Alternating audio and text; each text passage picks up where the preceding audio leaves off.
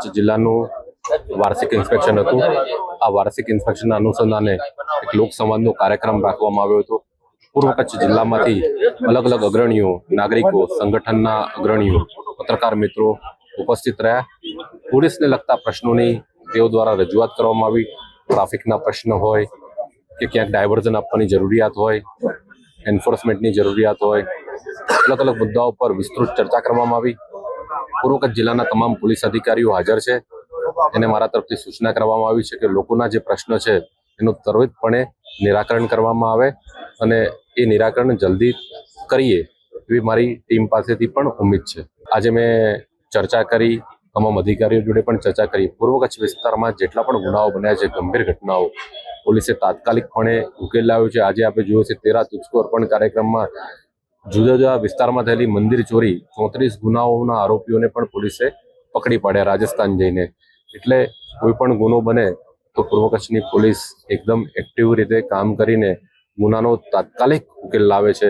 એ બદલ આજે પોલીસ અધિકારીઓનું પણ સન્માન કરવામાં આવ્યું। લોકોના પ્રતિભાવો પણ આપણે પણ સાંભળ્યા હશે કે ખૂબ સુંદર લોકોએ પ્રતિભાવ આપ્યા। ડિટેક્શનની કામગીરીના સારું કામ પૂર્વ કચ્છની પોલીસ કરી રહી છે। સાયબર ક્રાઇમમાં પણ કોઈ પણ અરજી અથવા કોઈ પણ રજૂઆત આવે છે તો અમારું સાયબર ક્રાઇમ પોલીસ સ્ટેશન એ તાત્કાલિકપણે ફરિયાદ નોંધીને અથવા અરજી આપી હોય તો પણ એનું નિરાકરણ તાત્કાલિક લાવતી હોય છે। સાથે જે તમે કહો છો રજૂઆત થઈ સ્કૂલના બાળકો, સ્કૂલની આજુબાજુ 100 મીટરની ત્રિજ્યામાં ગુટખાનું અથવા તમાકુનું વેચાણ ના થવું જોઈએ।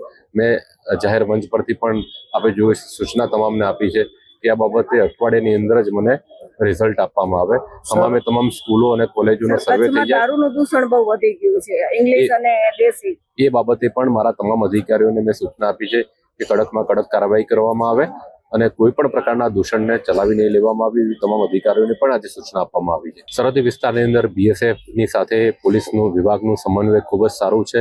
ત્યારબાદ એક અખંડ ભારત પોલીસ મિત્ર યોજના લોન્ચ કરવામાં આવી છે, જેમાં સરહદી વિસ્તારમાં રહેતા જવાનો, સરહદી વિસ્તારમાં જેટલા પણ યુવાનો છે આપણા, એ પોલીસના સંપર્કમાં નિયમિત હોય છે અને પોલીસ સાથે માહિતીનું આદાન પ્રદાન પણ કરતા હોય છે। એટલે સરહદી વિસ્તારમાં પણ જેટલા પણ ગામડાઓ છે એ ગામડાઓ માટે પણ અમે અમારી અલગ યોજના મારફતે અમે ધ્યાન રાખતા હોઈએ છીએ। આપણે જોયું છે કે એ બાબતે ખાણ ખનીજ ડિપાર્ટમેન્ટ, એમનું ફ્લાઇંગ સ્ક્વોડ અથવા તો એ લોકો ખૂબ જ મહેનત કરી રહ્યા છે, પકડી રહ્યા છે। સાથે પોલીસની પણ જ્યારે પણ મદદ માંગે છે ત્યારે પોલીસની ટીમ પણ ત્વરિત પહોંચીને એમની મદદ કરતી હોય છે અને એ બાબતે લોકો પણ કાર્યવાહી કરી રહ્યા છે। સાહેબ શ્રી જે ટીમ ઉપર હુમલા થઈ રહ્યા છે, હમણાં જ આજે આપણે જાણ્યું હશે કે 2 દી પહેલા જે ટીમ સ્કોડ હતી એના ઉપર હુમલો થયો હતો, એના વિશે આપ શું કહેવા? એ લોકોએ ફરિયાદ ગઈકાલે દાખલ કરાવી છે, એટલે અધિકારીશ્રીને સૂચના આપી છે કે ફરિયાદની બાબતે તાત્કાલિક એક્શન લઈ આરોપીઓની ધરપકડ કરવામાં આવે।